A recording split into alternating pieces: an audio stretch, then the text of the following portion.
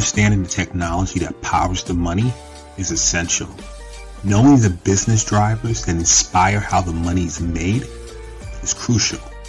Bridging the gap between the mind of the technologist and the mind of the business is monumental. That is what TBF is all about. Let's start this never-ending conversation. It's time.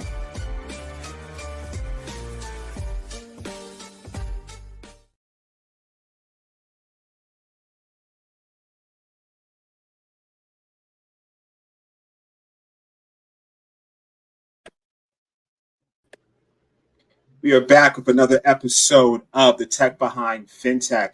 I have my esteemed guest today, Renee Small from Cyber Capital. Renee, how are you doing today? I am great. How are you? I'm doing, oh my God.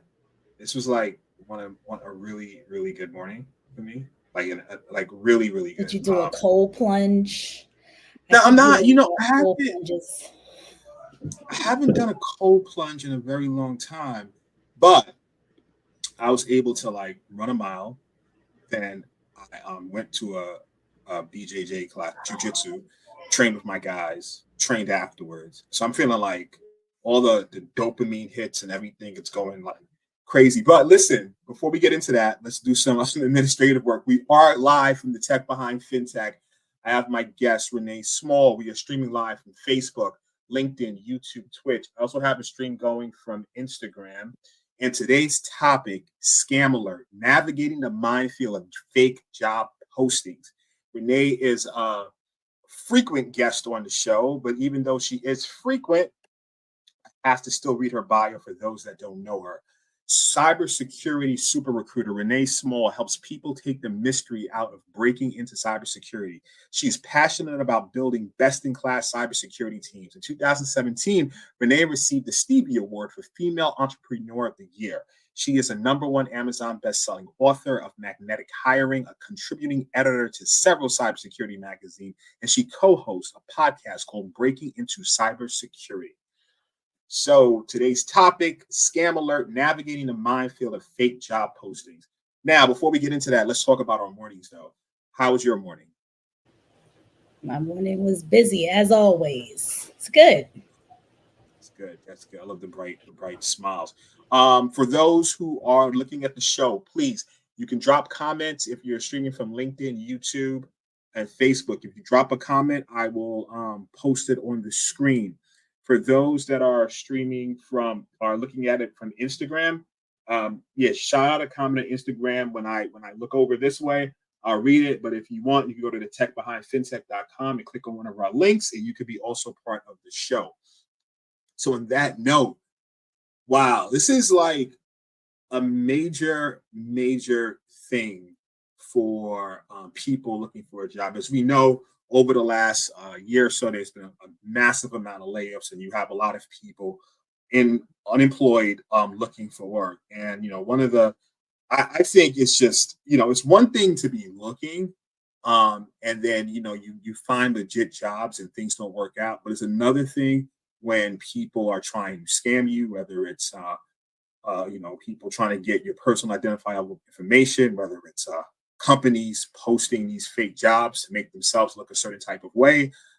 So we want to talk about all of that right now. And that could be extremely frustrating for the job seeker. So I have, you're obviously an expert in this space. That's why I brought you on.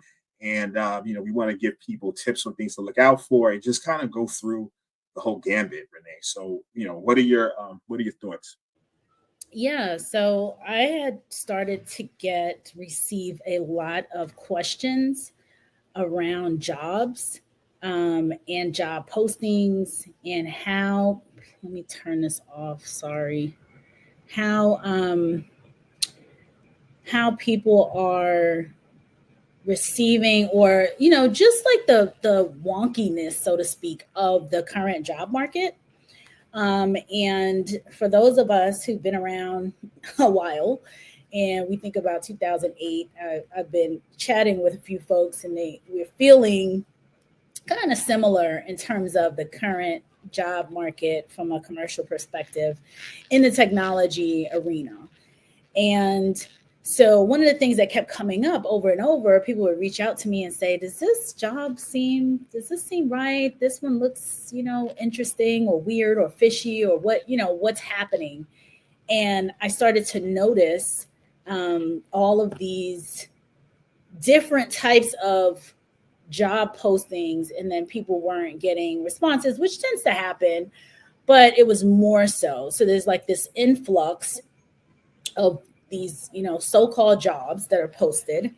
The media is still pumping articles saying that, yes, we still have these job openings and, cybersecurity and what have you. But in actuality, there's not as many jobs that are being posted. I'll just, name that. I won't even say possibly. There's just not as many. And there are a couple different ones that I've seen that we could go through and talk through in regards to what some of the challenges people are seeing, some of what I've seen as jobs, and spoken to leaders that, jobs are posted on the website or posted on LinkedIn, and there is no actual job. And that was kind of fascinating even to me. And doesn't it for like some of these job boards, isn't it like a fee to post or something like that? Like it's not free to post. Yes. So the backstory with some of these, with job boards, with LinkedIn, with anywhere, most places, not anywhere, but most places where you have to post, where you can post jobs. So if you have like an Indeed or a LinkedIn or, even back to things like Dice, is Dice still around? All these varying jobs, these places where jobs are being posted, most of these companies have to pay. So you have to pay, hundreds of dollars per posting. Sometimes if there's an enterprise-wide contract, so a lot of the Fortune 100 companies will have a year-long or contract with an organization like LinkedIn, where they post all their jobs. They have like an abundance of job postings, and it comes with a package for recruiters and the whole entire enterprise. So you can post your hundreds of jobs. And some of them are on an automated kind of refresher feed. So yes, companies are paying to post positions. So how does that work, right? So I mean, obviously, it is different fake ones that I in researching for this show. There's different fake job postings that I've come across, or different types. So, we could talk about the ones that are actual criminal, right? In which they're trying to get your personal identifiable information and try to make you spend some money. But before we get into that, because that's a whole laundry list of tips we can give, let's just talk about the ones that are company driven. Right. So those are... No, please. After you. So there's two types that I've seen that are, somewhat legitimate. So it's a real company. So let's say Fortune 100, Fortune 500, or Fortune 1000, like a real deal company. And they have a job that's posted. And either what I've been learning is there has been a mismatch with the leaders and HR. So if it's an automatic kind of, it might be something on an automatic feed. There are jobs out there that we call in HR evergreen jobs. Those are roles that, that someone's going to leave. They're always hiring, always looking for people.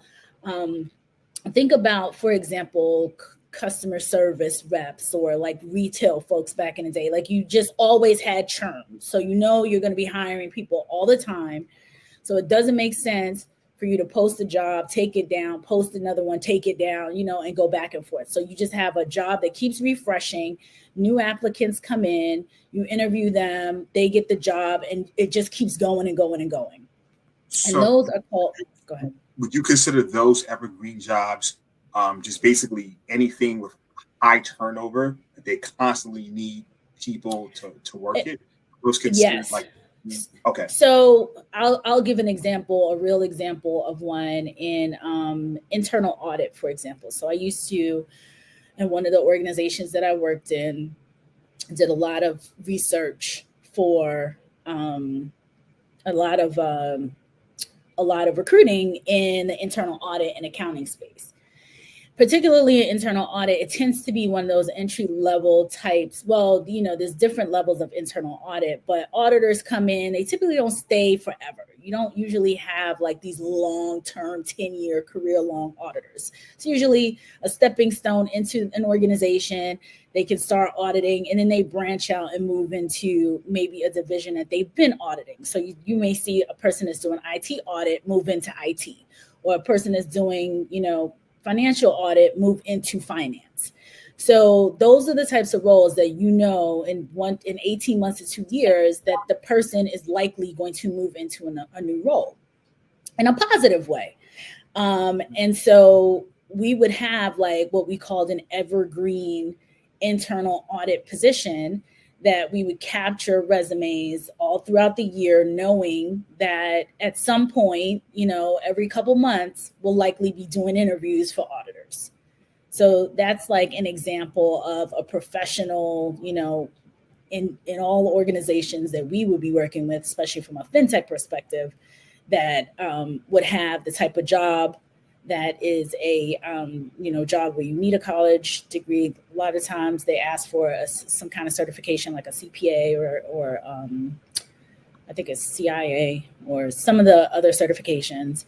And that would be what's considered an evergreen job. Like you're always hiring for it in a positive, because we know like the trajectory of the role is somebody comes in for 18 months and then they move on. So you want to have like a pipeline there because of the turnover. You always. It's obviously needed. You cannot do without this service. I think what you're looking for was CISA. I think that's the cert for those. Yeah. Like the CISA, those internal, those types of roles. And so you would have this job. So you have like a posting, and a recruiter or a team of recruiters would have these postings up with the talent acquisition department or what have you. And it just always refreshes. So, back then when it was manual, you kind of press the button every 30 days or so and it refreshed. Now it could just continuously, refresh. And so you have roles like that. And those are legitimate roles because it doesn't make sense for, from an administrative perspective, to take the role down and repost it and take it down and repost it. The question I have for those questions I have for those, that brings another question with the evergreen role. So like what happens if the team is full right now, right? And they get this pipeline of people that are interested in the role, but they don't have necessarily an opening right now. Like the person, one of the staff members may resign in 6 months or something, but he's not currently resigning. He or she, how does that work? You just continuously collect resumes. Which is, so from a candidate perspective, it's a bit frustrating because you wouldn't know as a candidate what's like right now versus what's potentially in the future. That's why sometimes candidates will get a call 6 months after they posted to a job, and it's just like, well, I'm not looking anymore. This is weird. But at the time the job was posted, and the on the other side of this, resumes are being collected. So then when we anticipate, we don't want to interview. So from a, recruiting side, candidate recruitment side, especially if you're inside of a company, and some companies do this, some companies do some proactive, but from recruiting side, it tends to be reactive. So you don't want to reach out to Nnamdi and say, hey, we think we're going to have this position in 6 months. So let's talk now. You're going to be like, well, I'm not really looking, or, I can't wait 6 months or what have you. So we typically wait until we know that somebody's likely going to be leaving or whatever and start ramping up a few, maybe like a month before, 30 days before. So that happens. Now, the challenge, I think now, because that's been going on forever, right? For years. I've been recruiting for 20 years now, and this is what has happened. What happens is when it's compounded. So you have these types of evergreen recs that are legit, But then, so people apply to this, but then they apply to 3 or 4 or 5 other ones. And then the other ones are real, not, and I want to say they're all real jobs. But the other ones are like, we are actively looking for people. The challenge now is that there's these other ones that are also not really actively, like they're playing the game of evergreen where they're not really evergreen. They're just, we don't know what's happening. And I think some of those ones in the grand scheme of like large companies are a few different things. One, because of all the layoffs, a person, HR teams have gotten crunched. And so you may not have anyone monitoring really what's real and what's not. So I think there's just like leftover jobs that are out there that are on automatic and they just keep reposting. That's one area. 2, what I learned is that there's a perception of, companies want to post and say, yep, we're looking, we're hiring, when in actuality, they're not really hiring. 3, companies, which a lot of companies have stopped doing this, but I don't know if they're doing this now, or it seems to be more prevalent, or maybe because the spotlight is on so many different, so frustrating for candidates that the spotlight is on the jobs that are posted so you have jobs that are posted that they're not really hiring. The ones that they post externally when you already have an internal candidate. So that one is another pain that I personally, I know for some, at one point for legal reasons you have to do it, but I don't know if that's still the case. But again, they post it externally knowing that you already have an internal candidate for this role.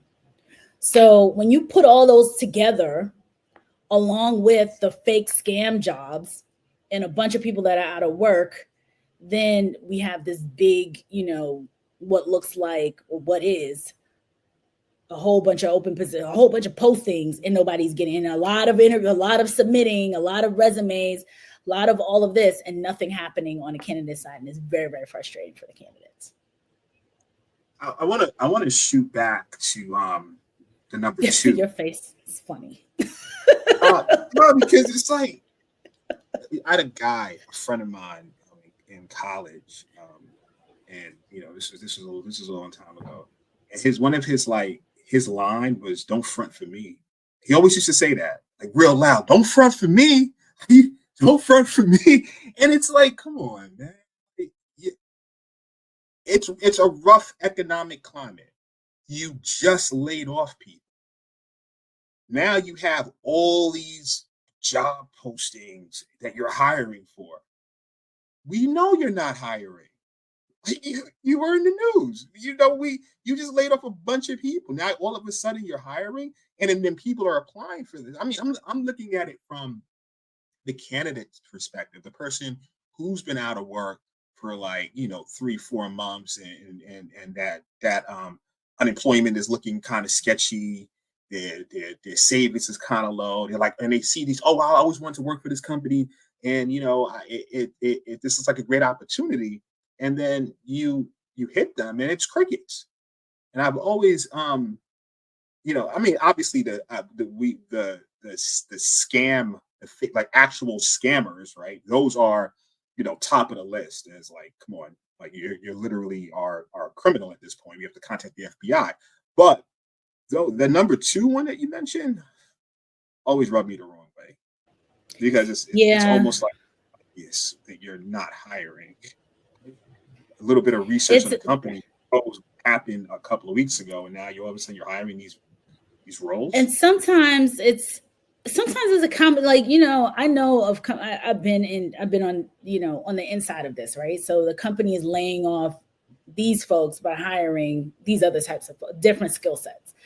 So that will happen. Or they're laying off. A lot of the times people make jokes about this, like you get laid off as a full-time employee and you come back around as a contractor because they have to do a head count. It's really about head count. So you come back around and then you come back on the consultant side. So the companies do have a there has been in the past real scenarios where they are truly hiring. So they are laying off, and there are people who have been laid off, but they could be like, oh, we were QA people, for example. We're laying off our QA team members, but we're still hiring, security analysts or something like that. So or something else in IT. So I want to clarify, that's legitimate, right? If it's a legitimate role, I'm talking about maybe it could be a smaller shop, right? That just for investor reasons or just industry sentiment, they're saying that they're hiring these roles that they're truly not hiring, but they feel like, wow, from a perception point of view, let's put this out there that we are, when you're not. Like, it's not a situation where you even want contractors. That's deceptive. Yeah. Cannot afford to bring on anybody. That's specifically what I'm referring to. Yes. Yeah. And there are companies like that. So I was so surprised recently. I had a conversation with a leader of a Fortune big company. They might not be Fortune 500, but large and well-known. And we started chatting about all different types of, like there's just this market in general, and how, kind of interesting it is. And as you are aware, that I'm, really, really heavily into in the cybersecurity space, the technology space. And we were talking about cybersecurity and how the challenges that early career cybersecurity talent have getting into roles. And so the company had jobs posted. And I said, well, what about these jobs? And he was like, we're not hiring. And he said, what jobs? And I don't, when a company is that large, sometimes HR is HR is its own machine with like hundreds of people. The security group might have hundreds of people. So sometimes you won't, HR may just be pressing these buttons, again, with this nonstop cycle of refreshing of jobs. And the leaders they know they're not hiring, so they're not focused. They're not looking on their external site to see what jobs are posted or what's happening. If you think about even them, think about you and your job. You're not, if you're working, you're doing your thing, you're not thinking about what's going on in the external website or the external facing website or the career website or LinkedIn or any of that stuff. You're just focused on your job. And so when he said, he's like, we're not hiring. It was really eye-opening for me, even as a person who's been doing this a very long time. It was very eye-opening to hear from the leader that they didn't even realize that these jobs were getting posted on LinkedIn, and that they know they have no budget or they have no whatever's happening internally. They're not hiring.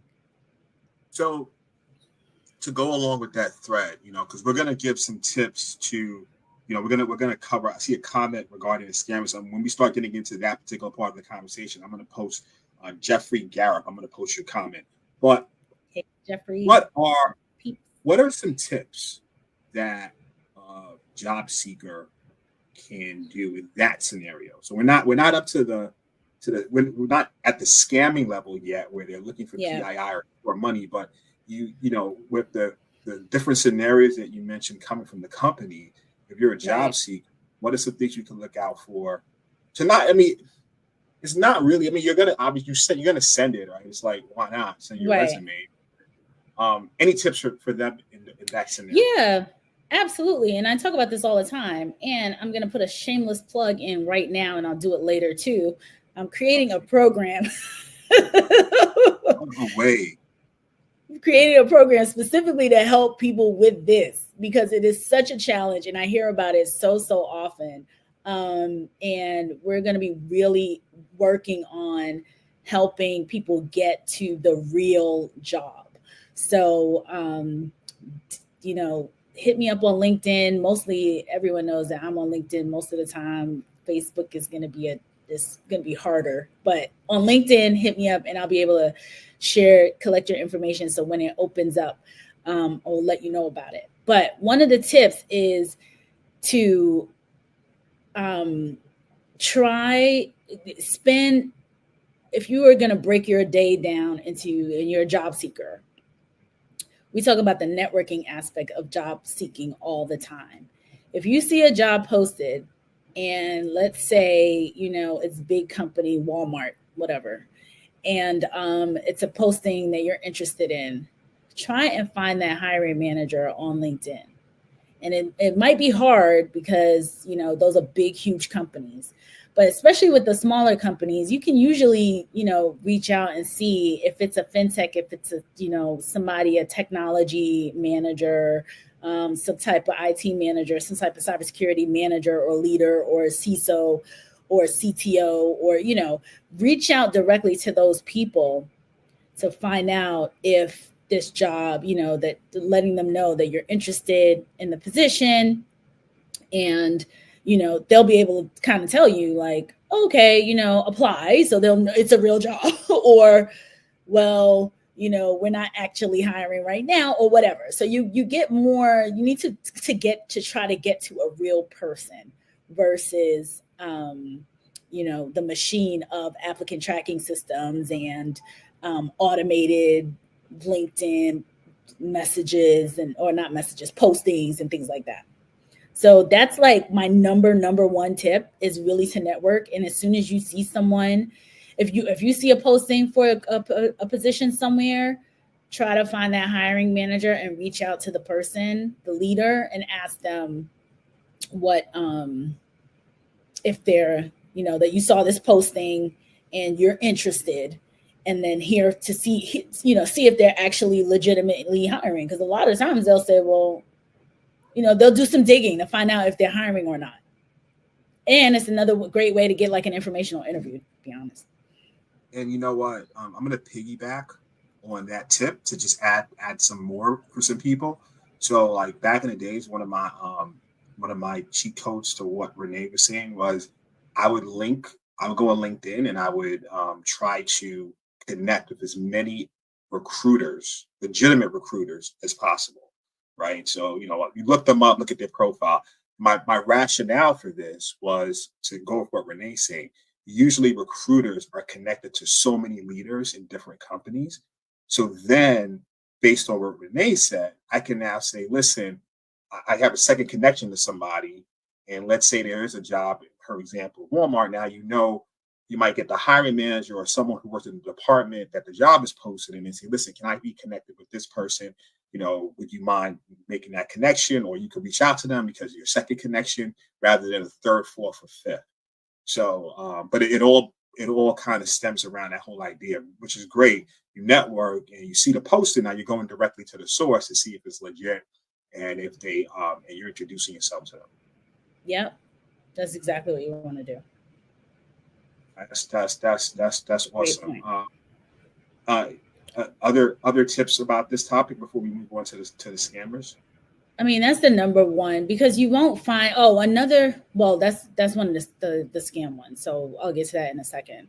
But that's the easiest. That's to me the most straightforward way. Like if you see something, it's posted, you go to the company website, double check that it's actually, Citigroup.com and not Citigroup.co or whatever, like go make sure that it's the actual company's legitimate website, and then go there, find the job there, so you have to kind of double check and triple check. And it's interesting. I was talking to a leader recently about, and we were saying 2008 in the economy, and it feels very similar. And I was like, it feels worse now because in 2008, you didn't have this level of social media with all of these combined, scam, like so much information to have to fish through. Back then, it wasn't as prevalent. There were scams going and things happening, but you didn't see as much. There wasn't so much volume. And so it's a little bit harder because you have to really do your research, but you absolutely want to, look at the hiring managers on LinkedIn, look at the job, the actual company, double check that the company name is the legitimate company. So all of those different things to ensure that the jobs are legit. And if it's not on LinkedIn, if it's like on X, Twitter, or Instagram and these other places, definitely want to cross-reference a lot as much as possible. So TikTok, I love it. stuff like that. I think, I think cross-referencing is, like you said, but it's like anything. Is to even bring it back to like AI, right? With there's something called hallucinations in AI, which you're going on one of these LLMs, large language models like ChatGPT, Gemini, etc., and they give you information. And sometimes information may sound right, but it could be wrong. So what you want to do is with that information, it's almost like a pebble now. You have like a clue. Now you just go Google that and just to make sure. Most times it's legit, but there is sometimes it may not be. So I think it's the same concept with what Renee's saying with these job postings. It's like, all right, the company posts, we saw it somewhere. Now let's cross-reference that on the actual website. And some people, I'm talking from, because I was there during 2008 when I was, on the other side of that, applying to like hundreds of, potential opportunities. And I know how that feels. So, I think that's why at this space I'm in now, I could totally empathize with someone who is in a situation currently and they're applying to like hundreds of jobs a day. And because, like, to your point, I just feel there's just so many more to apply to now than it was back then. So it's like you can literally spend hours just click, and it's so much easier to apply too. That's part of the problem. The click apply is so easy. There's so many more. There's so and then so it's easier for the fluff stuff or the fake stuff to fit in there because you're just click. Oh, easy apply. You don't have to go to the company's website, because back in 2008, you had your Monster and maybe, I don't know, Dice and a couple of job boards, but you didn't have this easy apply scenario. You had to go click on something, go in there, load your resume. There were steps. So, it wasn't as simple as just clicking a button and everybody getting, your resume all at once. So you definitely want to do some research. And it's very frustrating. I was there in 2008 looking for positions. I have worked with numerous people, and I know how horrible and how frustrating it is, especially when you think this is legitimate and you feel like you just wasted hours, applying and putting in applications, when in actuality, it might be hitting, a handful of very, very small percentage of what the effort doesn't, the level of effort doesn't match the return. And the opposite, sometimes you feel like you didn't waste time. I did a lot of work today. I applied to like 100 situations. You forget about you. You're like, I put in, I've been hitting people up. I've been doing this. I've been on it today. And crickets. And you're like, wait, man, I've been on it. And then what happens is like doing that for like 2-3 weeks. It's like, dude, like you kind of just get this feeling. Depressing. Yeah. Like actually doing the work. And then you feel like you wasted time. You're wasting time, like, weeks later. And not only waste the time, then you start looking at yourself in the mirror. Maybe my skills aren't up to par. Maybe they just don't want me. When in actuality, of those hundreds of jobs, you probably applied to like, I don't know, 10. 20 legit ones. And you didn't apply to you didn't apply to all the ones that you thought exactly. Were legit. That is real. Like I have people close to me going through that situation now. So it's real. People reach out to me all the time. And that's when I started digging around, and I do my own research, staying on top of everything that's happening, reaching out to people, even for my own podcast, wanting to get more jobs in front of people. And in the current environment as a recruiting company, when companies are laying people off and HR is laying people off, they typically, a lot of the times they're not really coming to recruitment agencies, but I had so many people coming to me to say, well, let me connect with companies, see how we can market their positions and put these, put some people, make some connections so that we have actual folks who I know are truly looking and companies that I know are really looking for people. And so it was interesting for me personally to go out there and start reaching out to leaders, and leaders saying, we don't have, we're not hiring. And I'm looking at the posting. I'm like, this is a LinkedIn posting that just went up yesterday or 3 days ago or whatever. Like, what do you mean you're not hiring? And so those conversations being had, then you really find out, like, and the leader may not even know. Sometimes they said, what do you mean? Like, they were confused themselves. So it's a bit unfortunate. Not a bit. It's a lot unfortunate. It really is. So you got to be vigilant. Shout out to Jeffrey. Jeffrey's posting comments, but like to what Jeffrey said, he's like, go to the company website and call them. I mean, listen, and I think with what we're talking about, we get so caught up in this whole click thing, and then maybe instead of flying to like 100 to 200 clicks, how about limit that down to 50? But the ones that you did the homework. Even if it's 25, you did that's here. What's the number? Who do I know in that network? Or am I connected to someone? Then it's you did a smaller number, but you kind of mitigated your risk. So it's you put in, rather than just going for a qualified them.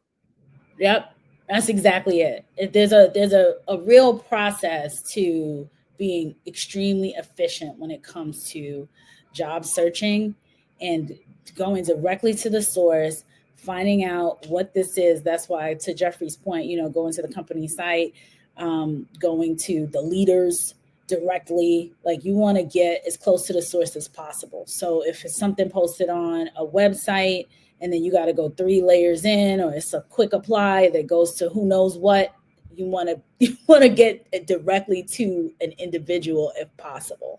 So with that said, now let's go to the people I detest the most, the scammers. Oh my God. So the scam stuff is really sickening. So you'll have a company, what I saw, one that came to me that I was I just literally had to shake my head. And what the saddest part about it is it had hundreds of applicants, hundreds.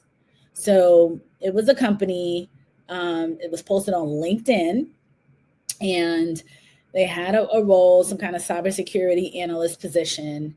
And when you clicked on the position looked legit, it had a company logo, whatever the name of the company was. But then, so for me, I do a little bit more digging. So I click I see that, and somebody said, this doesn't seem right. This looks fishy. So I look on I look at the website, I look at the job posting, and all I did, honestly, was click into the company. So if the company was, whatever, Acme, right? So I click into the link that says, company information. I click on the company, there's a company page, but then I go to people, and the company page has no people attached to it. So you have a posting, hundreds of applicants, hundreds. You click on the company page, it looks like a real company, it has a description and all this other stuff. But then when you click on the people, like, okay, who are the people that are attached to this company? It had no people. That's a complete and total scam. And they collected hundreds of resumes, hundreds. So, this is a big topic. We're going to spend, I know we're going to spend the remainder of the time talking about that. But before we do, we have to have a quick message from our sponsors, and we'll be right back to dive into the scamming aspect of the fake job postings. Yep. Are you an emerging fintech with a limited budget seeking more sales and partners? Introducing Strategic Generation, your partner in leveraging cybersecurity for sales and partner enablement. FinTechs often lose opportunities due to unsophisticated cybersecurity programs. That's where we come in. Strategic Generation assists with due diligence, security posture visibility, penetration testing, and on-demand virtual CISO services. We connect your systems to our partnered platform, and voila! Instant access to real-time diagnostics and compliance frameworks such as SOC 2 and PCI DSS. Gain the confidence of prospects and partners. Strengthen your cybersecurity program and drive success. Stop losing deals due to cybersecurity. Visit strategicgeneration.com and click on Demand CISO to connect with an expert.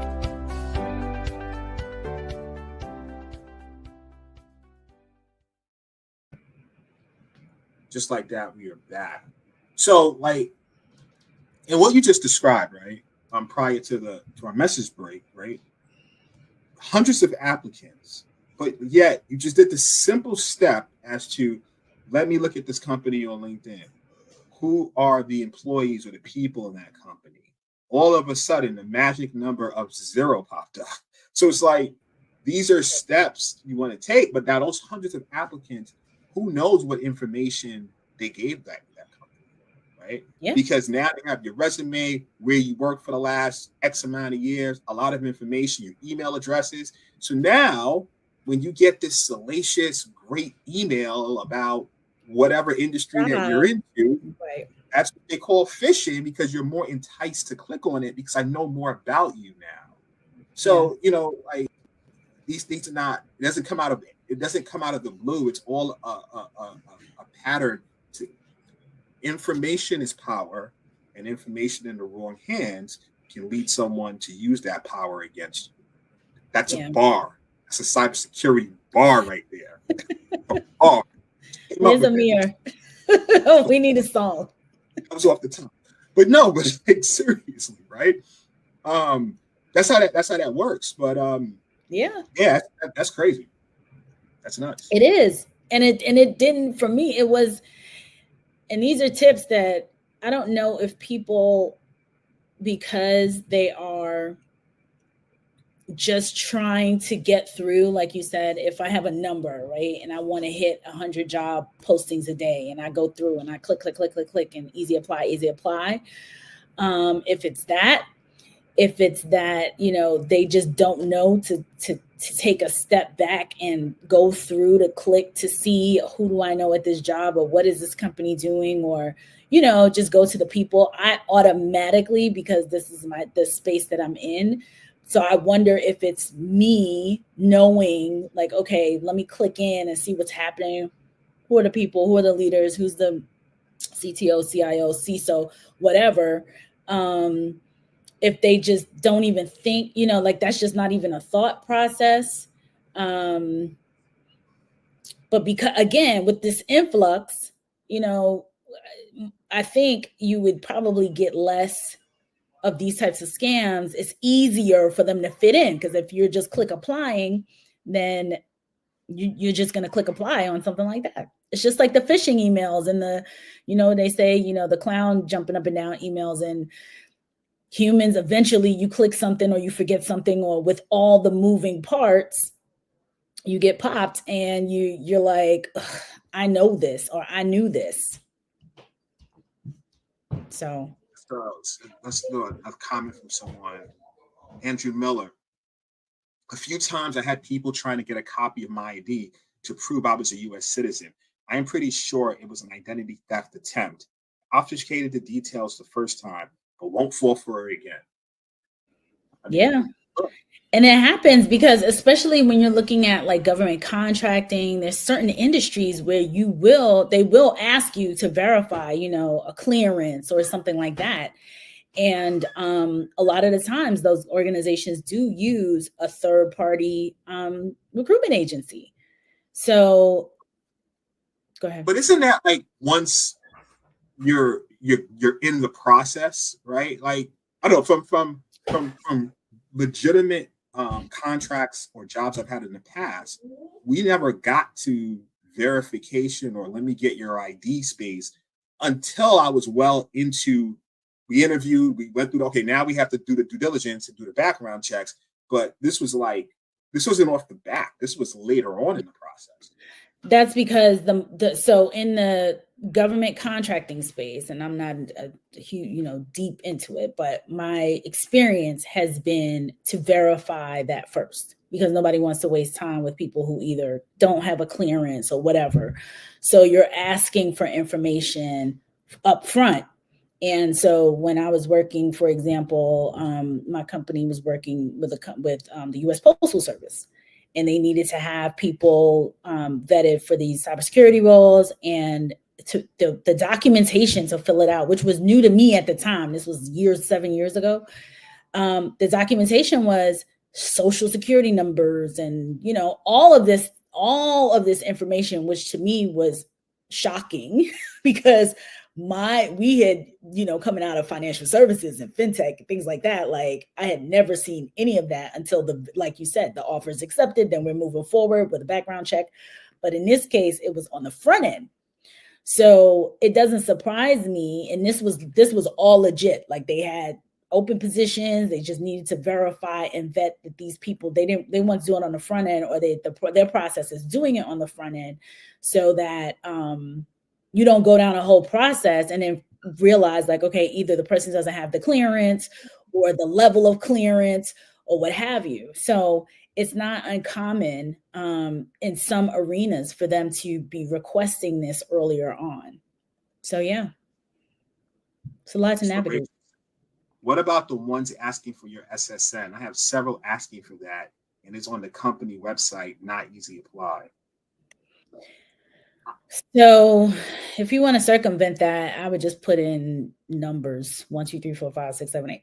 Like if you don't want to give them your, if you want to get through the interview, get to the end without putting that information in there.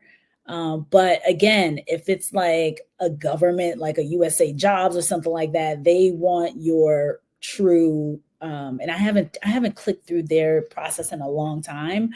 But yeah, they will ask for it. I don't know why a company that doesn't need that information on the front end to check for clearances and things like that, I don't know why they would need that on the front end. But they may ask for it in the applicant tracking phase. So Jeffrey says they will send you a congratulations letter, which is fake, sadly.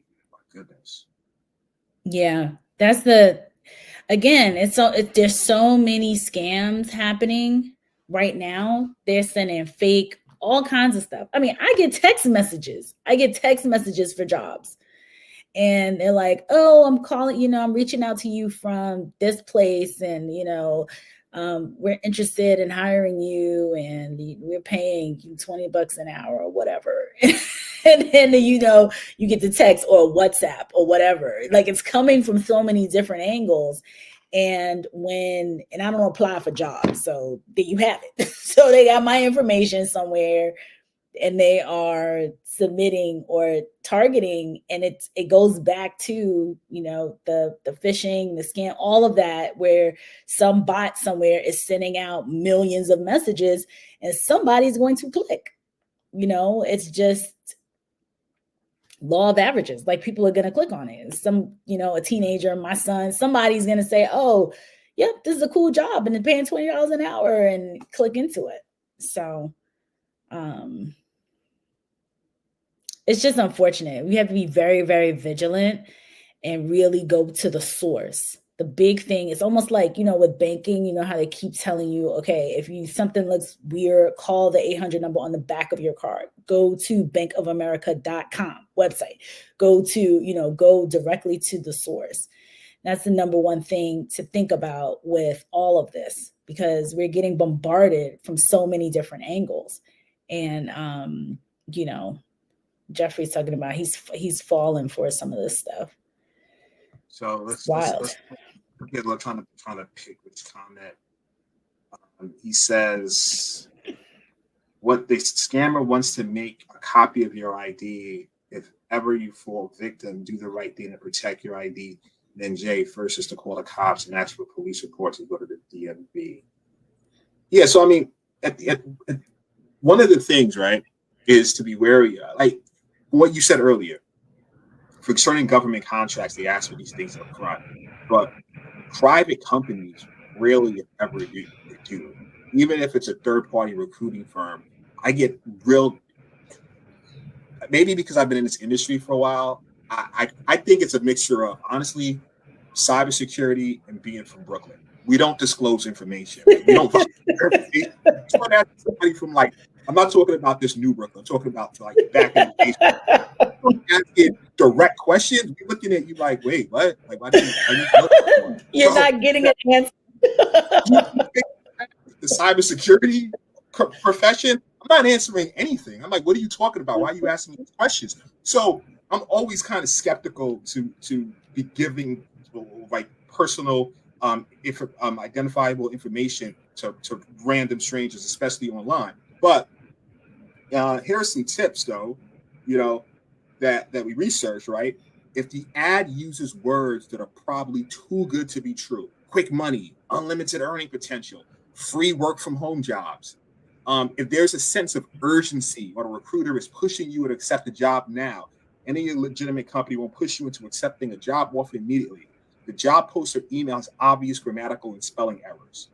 You're offered the job without a recruiter verifying your work experience or asking for references. Essentially, you are hired just because, I don't know, I talked to you once or got some email correspondence.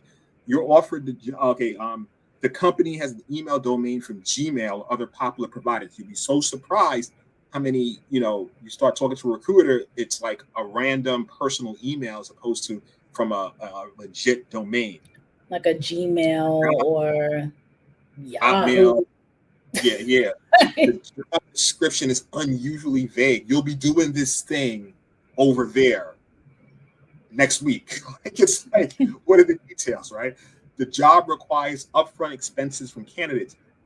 Personally, I've never been in a situation where I had to pay a company that was looking to hire me for anything. Like, whether, even if they're shipping me a computer, it's not coming out of it's not coming from me. It's coming from them. They're like, they need me to perform a task that will, 10x their whatever.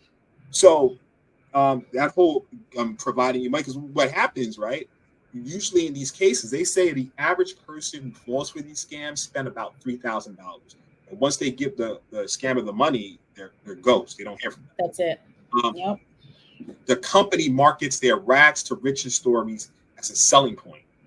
The product the company sells is supposedly endorsed by celebrities or public figures. Yeah, we know how that went, comment FTX, but these things, happen. So these are some like quick tips.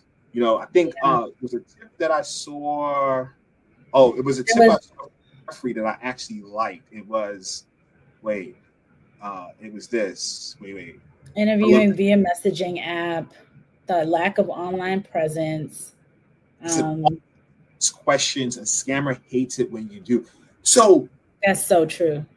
There's been this like scam going on in not job related, but just scam going on in WhatsApp. Like people's WhatsApps have been getting compromised. So I had like a friend hit me from elementary school. Hey, how you doing? And I was like, no. Matter of fact, the best one was my uncle because he rarely hits me. So I'm like telling him, I'm doing well. Do some real. I'm actually like talking to him, and then he goes, I have an urgent ask. He'll never do this. And all of a sudden, I was like, I just asked a personal question. I said something like, hey, when I was a kid, where did we used to go to eat? And all of a sudden, crickets. Like, I just started asking personal questions that only the person and I would know, and then they stopped corresponding to me. So. Yeah, it's so unfortunate that we have to be. I mean, it is what it is, but we have to be so vigilant and always have your thinking cap on and realizing that there are so many different ways, and the scam job, the real scam jobs are a little bit easier to spot usually. But I was really taken aback by that one on LinkedIn that I saw that has so many hundreds of applicants with a company page and no employees on the company page. Totally put them on blast, but I know we don't want to get nobody wants to be the target of these some nation state actors. Yeah, So just pay very close attention. I would always say ensure that you are looking when you any of these websites, go to the source. So if the company says this is the company name, acme.com, go to acme.com. When you're on LinkedIn, and cross-reference everything, Google everything, search everything. So you want to be looking online, looking on, searching up all the pieces, because if it's legit, it will, it should come up. It should come up on the company site. It should come up on the, the third-party posting site. It should come up in different places. And then you should have employees in the company that have profiles on LinkedIn. So, and now LinkedIn has this verification component. So, most of the time, mine isn't verified, but the large companies, they are doing verification based on their email addresses. And it's another way to combat this, people saying that they work at Citigroup and their email is saying, and you're saying you're a recruiter and your email is, recruiter at cityrecruiter@gmail.com. So they're trying to, trying to get ahead of these people who are just fake on LinkedIn. And there's a lot of that. There's a lot of fake bots on LinkedIn too. So yeah, there's art. Wait, hold on. Let me I want to post something real quick. If you are in a situation where unfortunately you have fallen victim to this situation, I just want to post something. I had the wrong URL there before. So if you're in a situation and you are a victim of an internet crime in which you went for a job that's fake and it was scammed and they extorted money from you, or you took your PII, you can report this activity to the Internet Crime Complaint Center at www.ic3.gov or your local FBI field office at fbi.gov/contact-us/field-offices. It's part of the YouTube link. If you're on Instagram hearing this and you want to, you just go to our website and you can look at the replay of this show and you can get those links. I've also put it in the comments of the YouTube channel. So it's just very important to note that. So I wanted to look, Renee, as usual, I can talk to you all day and we can spend here for hours, because when I'm talking to you, because of our history, we've known each other. So for those that don't know, Renee and I have known each other since high school. And we just, and we're still, very close, so if I could spend, it feels like when I'm talking to you online, it feels like we're just having a conversation without anyone. That we would have had, right? We would have had anyway. Yes. It just happened that a lot of people are watching and they could just, put comments into our conversations. But if talking, obviously, we can talk for hours at a time. But right. I have to be respectful of your time, especially during the workday. So on that note, this concludes our show.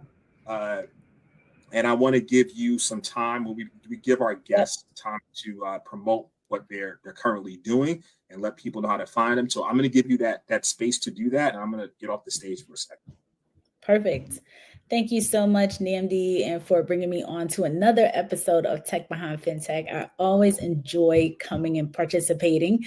So as everyone knows, my name is Renee Small, cybersecurity super recruiter, helping awesome leaders hire and keep and manage their talent. So I'm a talent management SME as well.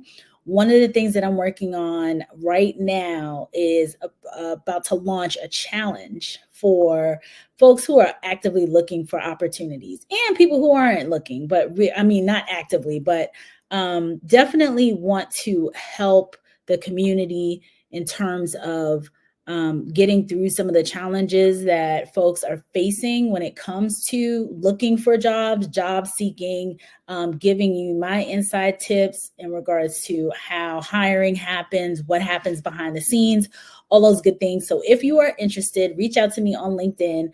And you can either, if we're connected, DM me, and if not, send me a LinkedIn messenger, and we will connect and I will share more about it.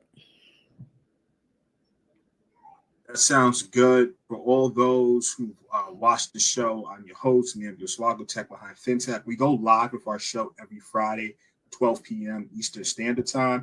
Really appreciate if you guys go on techbehindfintech.com and subscribe so you won't miss a beat of our upcoming shows, guests. We do fintech news and so forth in our newsletter. The link to subscribe, I just put it as part of this video. It's techbehindfintech.com/subscribe. So on that note, thank you for all those viewing. I got the whole crew on Instagram. I got my jiu-jitsu guys asking me jiu-jitsu questions. I don't know why they would be doing that on this particular show. It is all love. Hey, all good. Everyone on LinkedIn who's watching, Jeffrey. Let me shout out to some of the people who've been active on today's show. Jeffrey, Garrett, shouting you out. Thanks for the comments. Andrew Miller, PMP, SSP. Thanks for your comments. Rachel M. Appreciate you guys. And on that note, we will return next week, 12 p.m. And of course, my guest, Renee, thank you very much. Always a pleasure having you. Absolutely. Love to come. To everyone, have a great day. And on that note, we will sign out. Stay cool. Stay cool.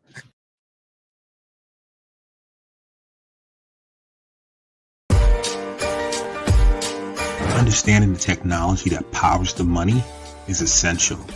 Knowing the business drivers that inspire how the money is made is crucial.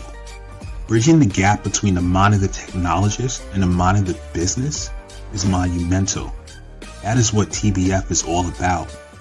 Let's start this never-ending conversation. It's time.